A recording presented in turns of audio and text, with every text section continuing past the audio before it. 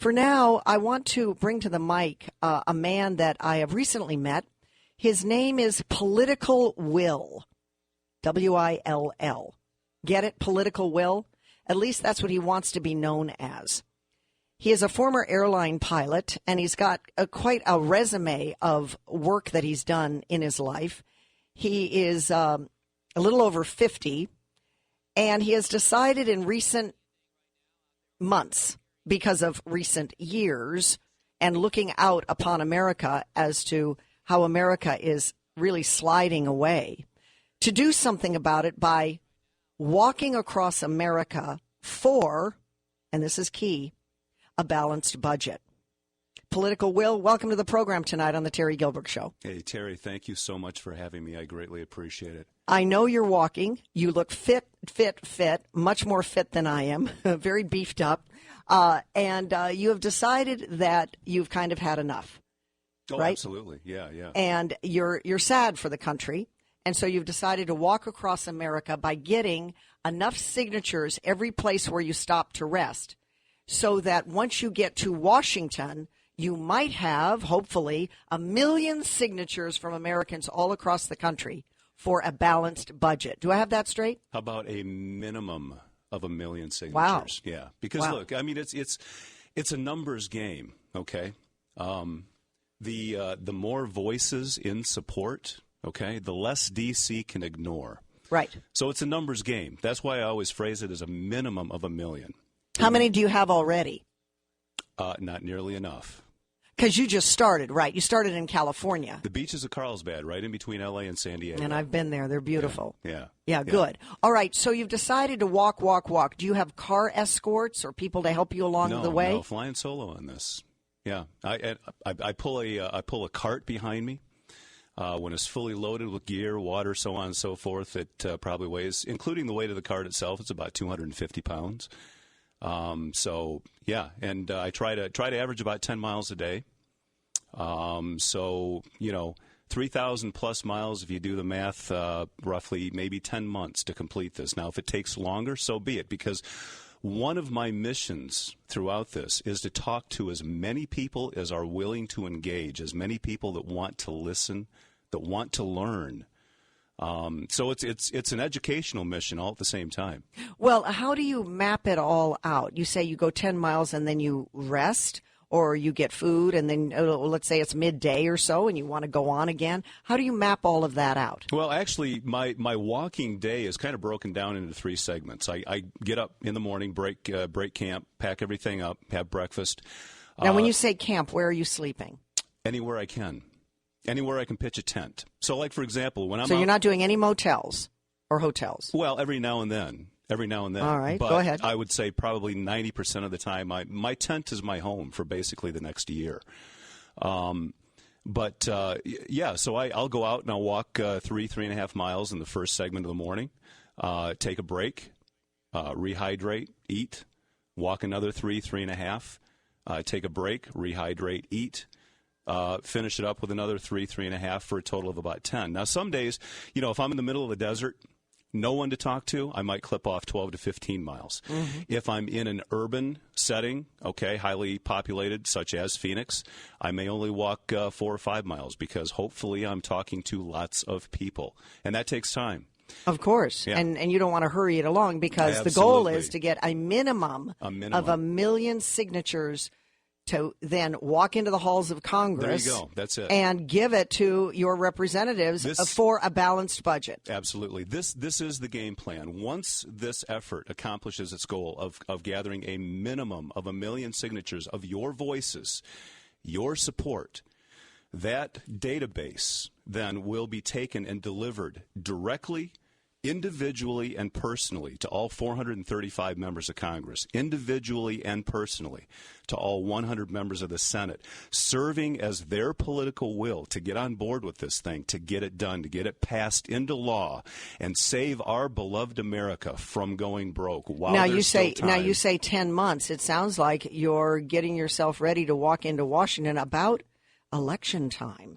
Have you talked to you're from Rockford, Illinois. Have you talked to your congressman or congresswoman about be ready for me because I'm coming? Not yet, but that will be on the horizon. So did you plan it out for this midterm election time? No. Was there any raison d'etre for that? No. That's just kind of the way it happened to work out. Okay. So take me back a little bit how you got this idea. What is it about America that hurts your heart so? That we don't have a balanced budget, that we've got moral slippery slope? What is it? Take me back to your thinking that you would take nearly a year out of your life and talk to anybody and everybody that would sign this. Certainly you're going to get more press along the way. I know you've done some other radio shows, and here you're in Phoenix, and you're not even halfway through the country yet. Right. So take me back. What finally got your goat enough that you decided, I am going to do this and talk to as many people with your little clipboard and have them sign this petition for a balanced budget? Yeah, actually, it's the election of 2012,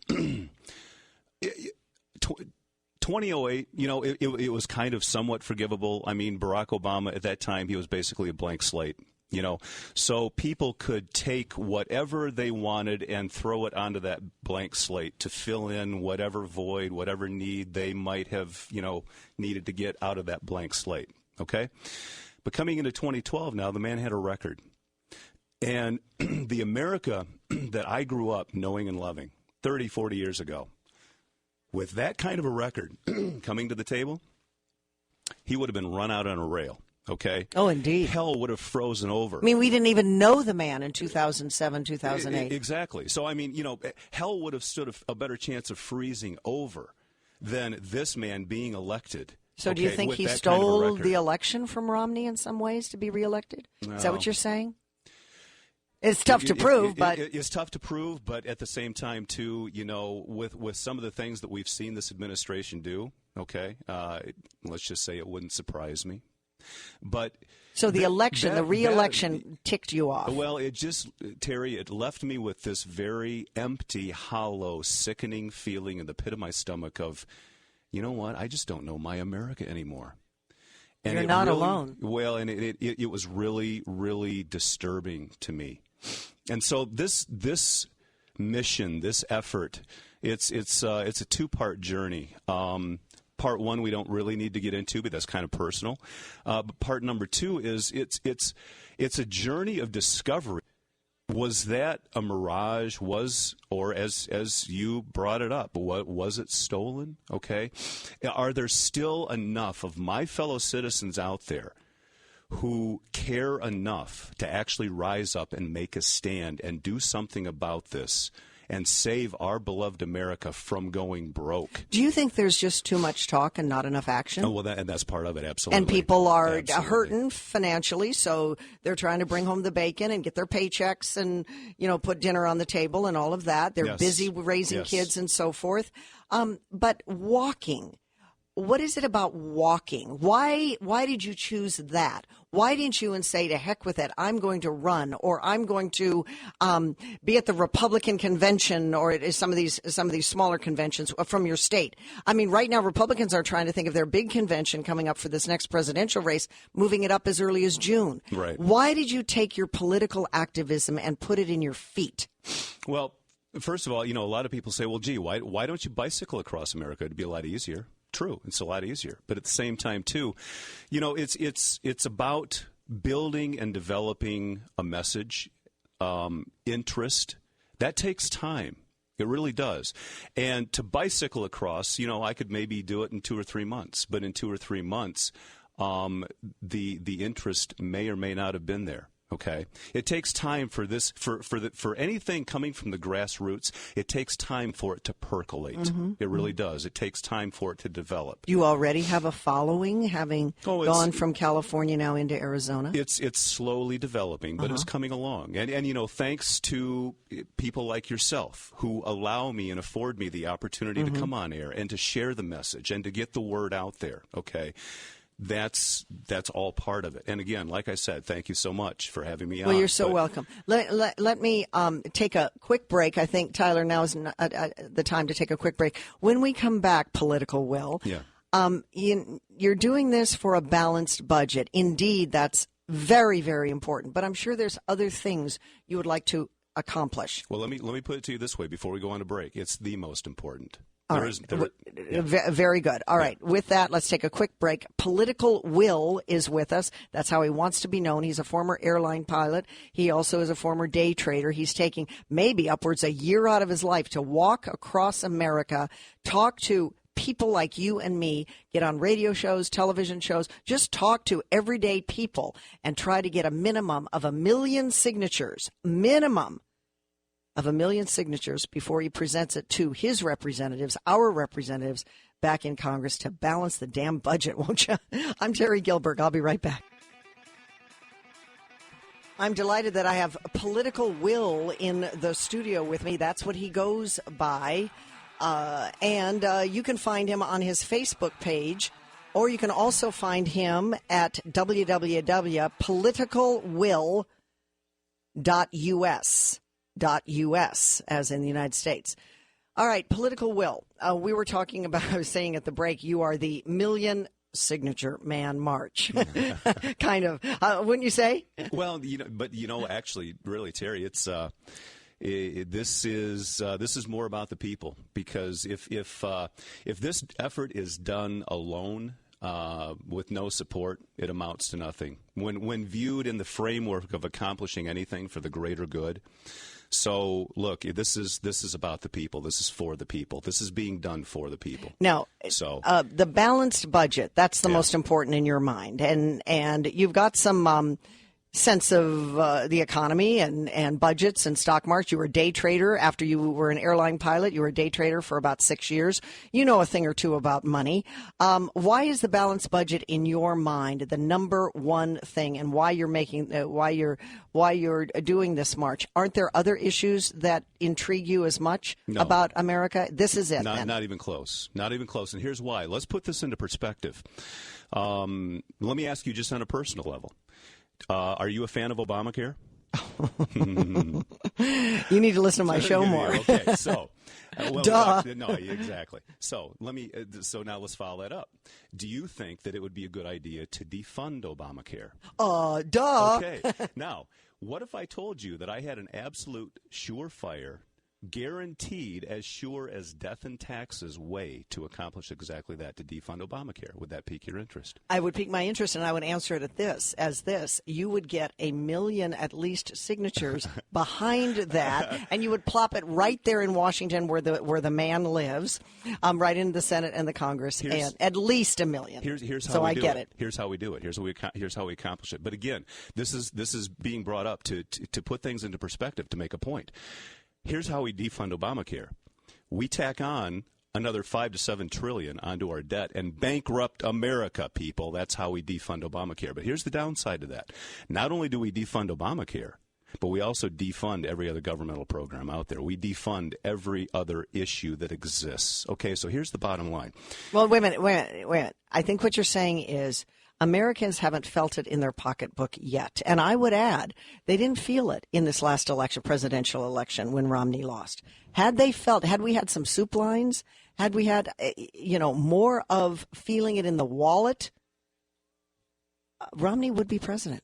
I'm convinced of it. Would he? But I'm convinced of it. America voted in that election as one issue. There was the women's issue, there was gay marriage issue, there was pro-life, pro-choice issue. People were voting in issues. All manufactured propaganda. But, of course. But they weren't voting with their pocketbook.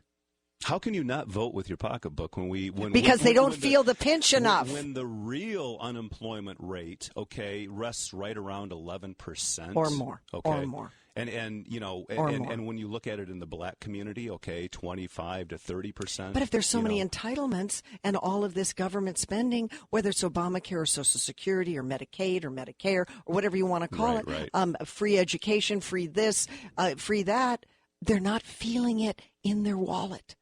People do vote with their wallet.